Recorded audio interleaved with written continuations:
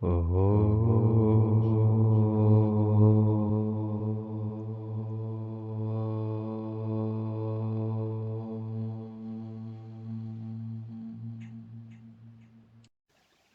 दोस्तों, आज हम बात करने जा रहे हैं अगले तीन जो स्कूल ऑफ थॉट्स हैं इंडियन स्कूल ऑफ फिलोसफी के, भारतीय दर्शन शास्त्र के। लास्ट वीडियो में हमने बात की थी न्याय, वैशेषिक और सांख्य स्कूल्स के बारे में।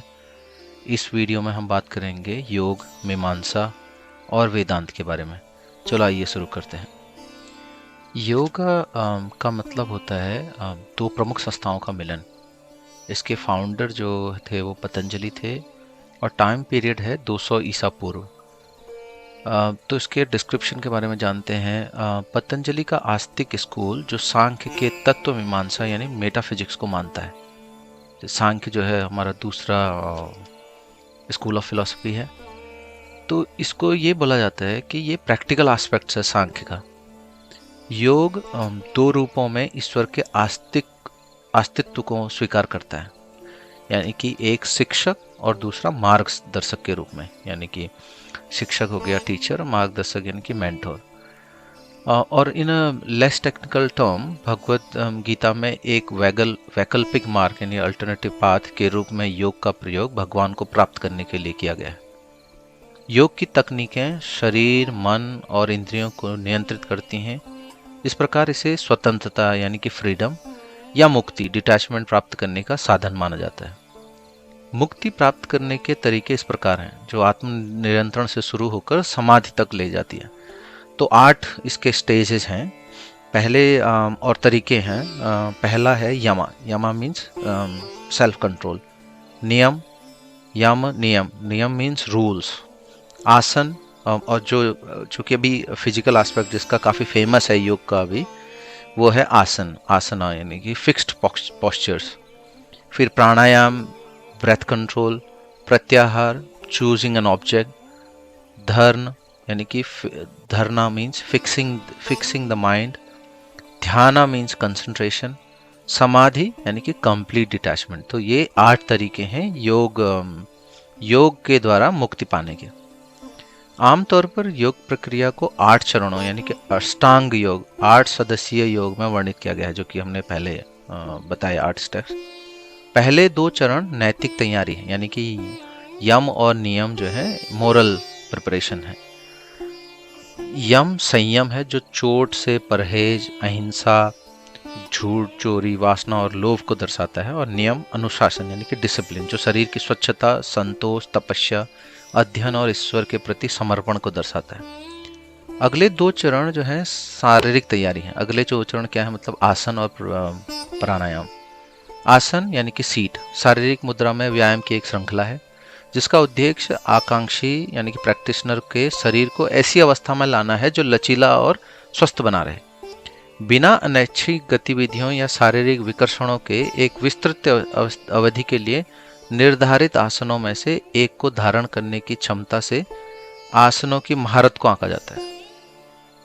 पूर्ण श्वसन विश्राम को पाने के लिए यानी कि प्राणायाम, ब्रेथ कंट्रोल, एक अभ्यासों की एक श्रृंखला है जिसमें श्वास की लय को स्थिर किया जाता है। यानी कि अपना जो ब्रीथ कंट्रोल है उसको आप एक लय मतलब एक प्रैक्टिस में लेके आते हो, रेपिटेशन में। तो जबकि पहले 5 चरण योग के लिए बाहरी सहायता यानी कि फिजिकल एस्पेक्ट्स हैं, जो बाहर के 5 हैं। शेष 3 यानी कि धर्म, ध्यान और समाधि विशुद्ध रूप से मानसिक या आंतरिक सहायता यानी कि मेंटल और इंटरनल हेल्प्स। धारणा, जिसको मैंने धरना बोला था पहले, फिक्सिंग द माइंड, पकड़ना यानी कि बाहरी वस्तुओं की जागरूकता को लंबे समय तक एक वस्तु तक सीमित रखने और सीमित करने की क्षमता, उसको जो है धारणा बोलते हैं। एक सामान्य व्यायाम ध्यान की वस्तु पर मन को स्थिर कर रहा है, जैसे नाक की नोक या एक भगवान की मूर्ति जो है उसको धारणा बोलते हैं। और ध्यान, एकाग्र ध्यान, अहंकार की किसी भी स्मृति से परे, यानी कि आप जो है प्राउड या कोई भी अहंकार आप में नहीं है। और ध्यान की वस्तु का एक निर्बाध चिंतन है, आप उसको कंसंट्रेट कर रहे हैं, चिंतन मनन कर रहे हैं, कंटेम्पलेशन कर रहे हैं। समाधि जो कि लास्ट स्टेज है, कुल आत्मसंग्रह, मीन्स आपने अपना पूरा सेल्फ कंट्रोल दे दिया है। अंतिम चरण है ये, और संसार या पुनर्जन्म के चक्र से मुक्ति पाने की एक पूर्व शर्त है, यानी कि फर्स्ट प्रैक्टिस है, मतलब लास्ट स्टेज है, प्रेरिक्विजिट है। इस अवस्था में साधक अपने ध्यान की वस्तु और स्वयं को एक मानता है या अनुभव करता है, मतलब जिस पे आप कंसंट्रेट कर रहे हो वो और आप में कोई डिफरेंस नहीं है, तो उसको समाधि बोलते हैं, कंप्लीट डिटैचमेंट बोलते हैं। तो ये अष्टांग जो बोलते हैं ना, अष्टांग योग है योगा के, ये 8 स्टेज हैं योग के। 20वीं शताब्दी में एक योगी रहे हैं परमहंस योगानंद जी, उन्होंने योग का काफ़ी प्रचार और प्रसार किया है। वो इसको योगा स्कूल ऑफ फिलोसफी को मानते थे। उनके काफ़ी प्रसिद्ध पुस्तक भी है योगी कथामृत, यानी कि एक योगी की आत्मकथा। वो मैं सजेस्ट करूँगा कि सभी को पढ़नी चाहिए, काफ़ी अच्छी बुक है। अब बात करते हैं मीमांसा स्कूल ऑफ फिलोसफी के, जिसको पूर्व मीमांसा भी कहा जाता है। ये स्कूल, इसका अर्थ क्या है मीमांसा का? मन जो है संस्कृत का मेन रूट है, इस वर्ड का मन जो है संस्कृत में मेन रूट है। मीमांस जो है डिराइव्ड रूट है, और अर्थ मीमांस का है डिजायर टू नो। इसके संस्थापक जैमिनी थे और इसका समयकाल 400 ईसा पूर्व का है। इसके मूल विषय क्या है उसके बारे में बात करते हैं। मीमांसा वैदिक व्याख्या की परंपरा जो कई की वास्तविकता को मानती है। पूर्व मीमांसा जैमिनी यह दर्शन शास्त्र न्याय वैशेषिक प्रणालियों को समाहित करता है और वैद्य ज्ञान की अवधारणा पर जोर देता है। पूर्व मीमांसा के अनुसार वेद शाश्वत हैं। ये बहुत इंपॉर्टेंट है कि मीमांसा जो मानता है कि वेद इटर्नल हैं और सभी ज्ञान के अधिकारी हैं। मीमांसा दर्शन के अनुसार वेदों में सभी ज्ञान है और धर्म का अर्थ है वेदों द्वारा निर्धारित कर्तव्यों की पूर्ति। इसमें कहा गया है कि वेदों का सार धर्म है। धर्म के पालन से व्यक्ति पुण्य अर्जित करता है और मृत्यु के बाद स्वर्ग की ओर लेके जाता है। सो अभी इसके मेन कॉन्सेप्ट क्या हैं? वेदों में सारा ज्ञान व्याप्त है, ये मानते हैं। वेदों का सार ही धर्म है और धर्म पालने की से स्वर्ग की प्राप्ति होती है। जहाँ योग में मोक्ष की बात की गई है, वहीं मीमांसा में स्वर्ग की प्राप्ति करने की बात की गई। ये बहुत इंपॉर्टेंट है। मोक्ष मतलब आप कंप्लीट डिटैचमेंट हो गए हो, आप जन्म मृत्यु के साइकिल से छूट गए हैं, मुक्त हो गए हैं। लेकिन मीमांसा में स्वर्ग प्राप्ति की बात की गई है। ये आस्था में जोर रखते हैं, विवेचना में नहीं।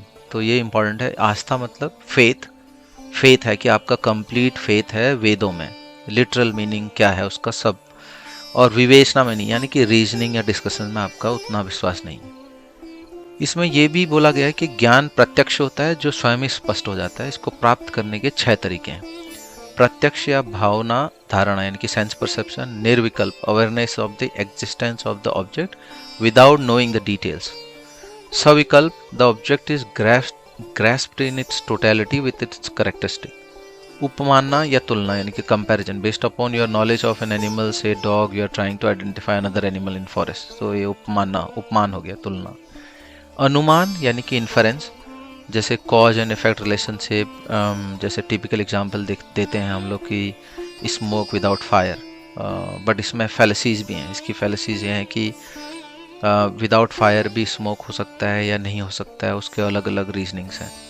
शब्द या गवाही, टेस्टिमनी।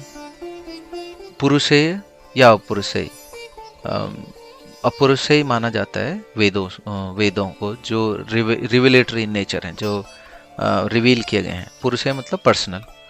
अर्थपत्ति या अविधारणा, यानी कि postulation, hypothesis based on your observation you build a hypothesis. अनुपलब्धि या गैर धारणा, non perception, how do you conclude absence of an object based on the perception. ये इसके कुछ मेन कॉन्सेप्ट्स हैं मीमांसा के। अब बात करते हैं अंतिम स्कूल की, वेदांत, या जिसको उत्तर मीमांसा भी कहा गया है, और ये काफ़ी प्रसिद्ध है। ये अभी जो प्रचलित है काफ़ी, वेदांत, ये वो स्कूल ऑफ फिलॉसफी है। इसका मतलब क्या है?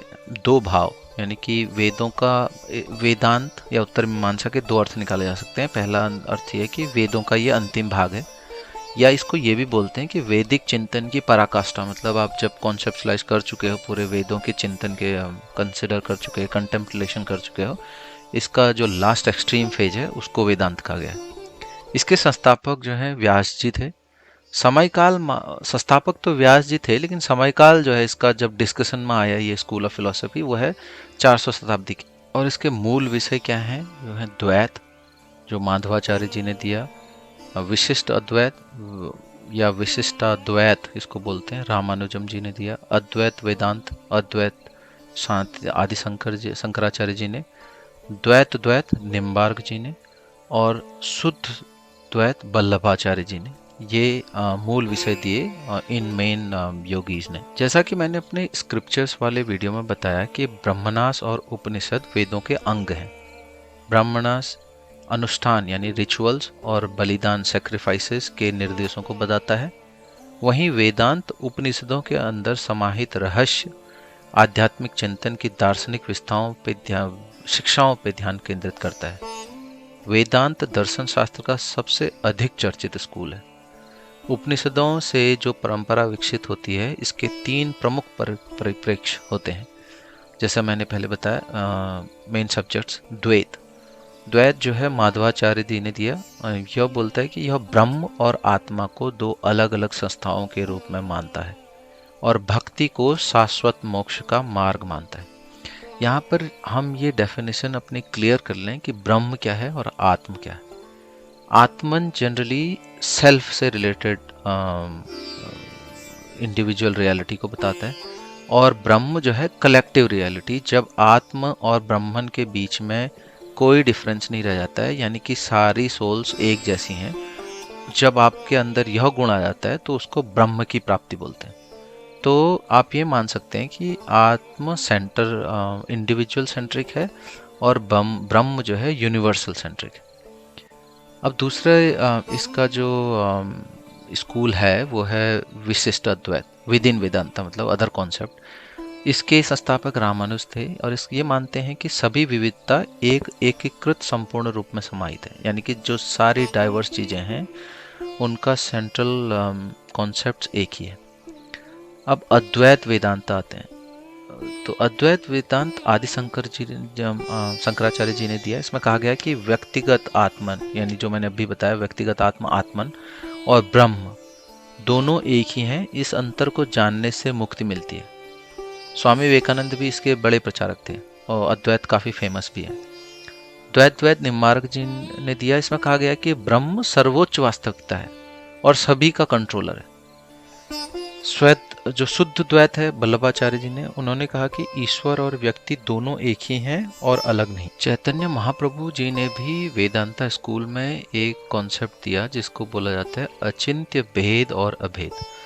यह इस बात पर जोर देता है कि व्यक्तिगत आत्म जो है जीवात्मा, वो ब्रह्म से अलग है, लेकिन दोनों एक ही हैं। यानी कि भेद अभेद मतलब ब्रह्म तो के जैसा तो है, व्यक्तिगत आत्मा जो है ब्रह्म के जैसा तो है, लेकिन ब्रह्म के बराबर नहीं है।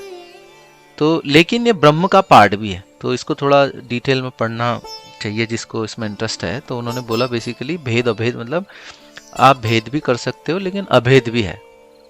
तो ये इनका मानना है। यहाँ पर ये कॉन्सेप्ट जो है काफ़ी ओवरलैपिंग लगेंगे किसी भी रीडर को, लेकिन आप जब इसके डिटेल में जाओगे तो ये काफ़ी डिस्टिंक्ट हैं एक दूसरे से।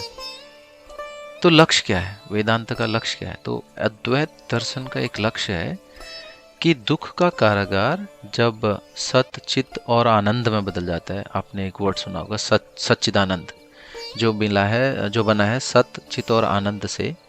जब दुख का कारागार मतलब जो हमारी लाइफ है वो अगर सच्चिदानंद में बदल जाती है तो ब्लिस एब्सोल्यूट, यानी कि आपको आनंद मिल जाता है। तो सत का मीनिंग होता है एग्जिस्टेंस एब्सोल्यूट, चित्त का मतलब होता है नॉलेज एब्सोल्यूट, और आनंद का मतलब होता है ब्लिस एब्सोल्यूट।